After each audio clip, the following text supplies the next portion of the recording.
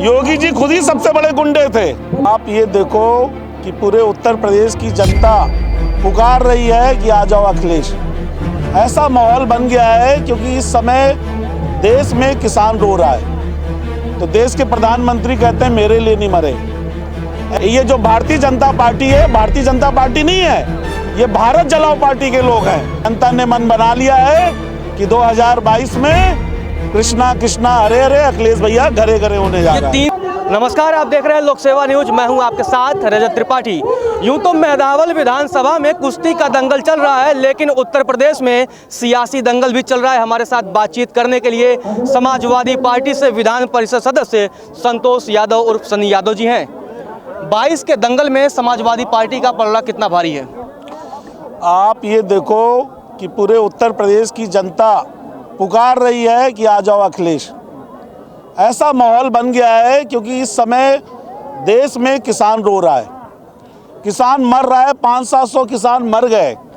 अभी आपने परसों देखा, कल के वीडियो में चल रहा है, जो मेघालय के राज्यपाल हैं त्यागी जी, वो जब पीएम से मिले, सतपाल मलिक जी, तो पीएम से जब उन्होंने कहा 500 किसान मर गए इस किसान आंदोलन में, तो देश के प्रधानमंत्री कहते हैं मेरे लिए नहीं मरे। ऐसा गंदा प्रधानमंत्री जो किसानों के मरने पे कह रहा है कि मेरे लिए नहीं मरे, तो ये जो जनता है, ये किसान है, ये इनको 2022 और 2024 में खत्म कर देगी। ये कहीं के नहीं रहेंगे। ये जो भारतीय जनता पार्टी है, भारतीय जनता पार्टी नहीं है, ये भारत जलाओ पार्टी के लोग हैं, जो देश की एकता और अखंडता से खिलवाड़ कर रहे हैं। इसलिए जनता ने मन बना लिया है कि 2022 में कृष्णा कृष्णा हरे हरे अखिलेश भैया घरे घरे होने जा रहा है। 300 यूनिट जो बिजली का बिल माफी का ऐलान हुआ है, केजरीवाल जी से प्रेरणा लेके ये जो कर रहे हैं, लगता है कि मतलब जैसे दिल्ली में उनको लाभ मिला केजरीवाल को, यूपी में अखिलेश जी को लाभ मिलेगा? उत्तर प्रदेश के इतिहास में 2012 से 2017 के बीच में जितने बिजली के प्रोडक्शन वाले बने हैं, हमारे सब स्टेशंस बने, बिजली जो पैदा हुई, वो माननीय अखिलेश यादव जी की देन है। जब समय आया कि हम बिजली को और सस्ती करें, तब तक के हम लोग की सरकार नहीं रही। इसलिए माननीय राष्ट्रीय अध्यक्ष अखिलेश यादव जी ने आह्वान किया है कि हमारी सरकार बनेगी, 300 यूनिट हम माफ़ करेंगे। और भी योजनाएं हैं। अब जैसे जैसे समय बढ़ेगा, सपा सरकार, समाजवादी पार्टी की सरकार गरीब, किसान, नौजवान और बेरोजगारों को राहत देने के लिए सारे काम करेगी। हम लोग पूर्वांचल में है, निषाद बाहुल्य है, एक निषाद पार्टी है जो कि उनके साथ चली गई है, लेकिन अभी निषाद पार्टी से कुछ लोग जो है वो सपा की तरफ जा रहे हैं। और कल अखिलेश यादव जी ने प्रेस कॉन्फ्रेंस में अपने कहा भी कि भाजपा ने निषादों के साथ छलावा किया है। तो क्या आपको लगता है कि जो निषादों का एक वोट बैंक जिसकी चर्चा खूब हुई, अब वो सपा की तरफ झुक पाएगा? देखिए, हमारे निषाद नेता हैं परशुराम निषाद जी, महाराजगंज से आए हैं, बगल में है, सटा हुआ है। दूसरे वो पप्पू निषाद जी हैं। ठीक, तमाम निषाद नेता समाजवादी पार्टी में सबसे ज़्यादा हैं। सबसे बड़ी जो निषाद नेता रही, जिनको देवी के रूप में जाना जाता है, जो आज हमारे बीच में नहीं रही, वो सामंतवादियों ने जिनको मार दिया, स्वर्गीय फूलन देवी जी, उनकी आज मूर्ति लगती है तो भाजपा लोगों को दिक्कत होती है। मूर्ति नहीं लगने दे रहे हैं, जगह जगह संघर्ष।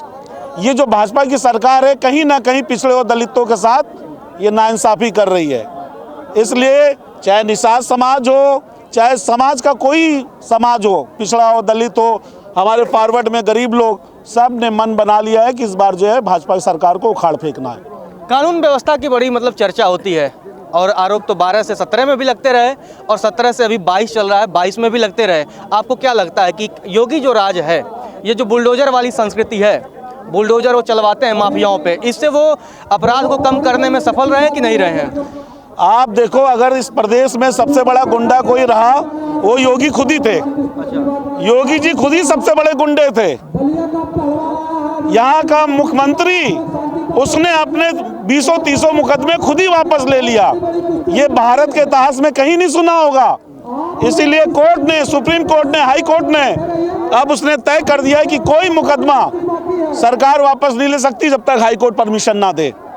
क्योंकि प्रदेश का मुख्यमंत्री, जिसके ऊपर इतने अपराध वाले मुकदमे पंजीकृत हो, जो दूसरों गुंडा कहता है, खुद ही गुंडा, उसने अपने वापस लिया। इसलिए देश के जो गृह मंत्री हैं, उससे बड़ा गुंडा कौन हो सकता है? जिसका बेटा किसानों पे थार जीप चढ़ा रहा हो, अभी तक ये दोनों बाबा प्रदेश के हों चाहे देश के बाबा, आज तक कार्रवाई नहीं करे, उस मंत्री को जेल नहीं भेज पाए। सबसे बड़ी अगर गुंडे वाली सरकार है तो ये भारत जलाओ पार्टी के जो लोग हैं, जिनको भारतीय जनता पार्टी कहते हैं, एक्चुअल में ये भारत जलाओ पार्टी, भारतीय झूठा पार्टी, इनके लोग हैं सबसे बड़े गुंडे, जिनको जनता इनकी गुंडाई खत्म कर देगी 2022 में। एक अंतिम सवाल यह है कि संत कबीर नगर की जो तीनों विधानसभा सीट है, सपा की स्थिति कितनी मजबूत है? आप संत कबीर नगर की बात कर रहे हैं, मैं तो कह रहा हूं उत्तर प्रदेश में इस समय, पश्चिमी उत्तर प्रदेश में जहां ये भाजपा का गढ़ कहा जाता है, भाजपा के विधायक एमपी वहां मारे जा रहे हैं, दौड़ाए जा रहे हैं। और रहा ये पूर्वांचल तो बिल्कुल इस समय भाजपा के खिलाफ चल रहा है।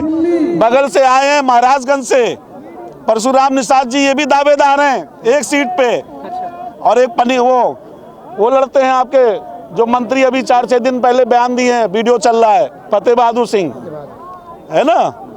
अगर फतेह बहादुर सिंह ने जो बोला वीडियो पे राष्ट्रीय अध्यक्ष जी के लिए, मैं कहता हूं अगर परशुराम निषाद को कैंपियरगंज भेज दिया जाए, यही धो डालेंगे उनको। खजनी में तो हमने एक प्रमुख बना दिया, जो कि उनके इतिहास में खजनी का उनके परिवार के अलावा प्रमुख नहीं हुआ, हमने अपना प्रमुख बना दिया। तो इसलिए जो मंत्री जी उड़ रहे हैं उधर, पूर्व मंत्री हैं, सबसे बड़ी लड़ाई तो उनकी बाबा से है। बाबा उनको खुद ही नहीं जीतने देंगे। फतेह बहादुर सिंह को जो उन्होंने राष्ट्रीय अध्यक्ष जी के लिए कहा कि इस सीट पे वो आ जाएं, पहले तो अपने बाबा से लड़ लें। 1 साल पहले मंच पे बाबा ने ढकेल दिया था मुख्यमंत्री ने, पहले तो उनसे लड़ लें। ना हो तो हमारे समाजवादी एक साथी हैं क्रांतिकारी, जो हमेशा सामंतवादी और दबंगों से लड़ते रहे, परशुराम निषाद, इनको हम लोग लड़ा देंगे, तब वो बात करें और समाजवादियों की। चलिए, हमारे साथ बातचीत करने के लिए आपका बहुत बहुत धन्यवाद। फिलहाल के लिए इतना ही, आप देखते रहिए लोक सेवा न्यूज।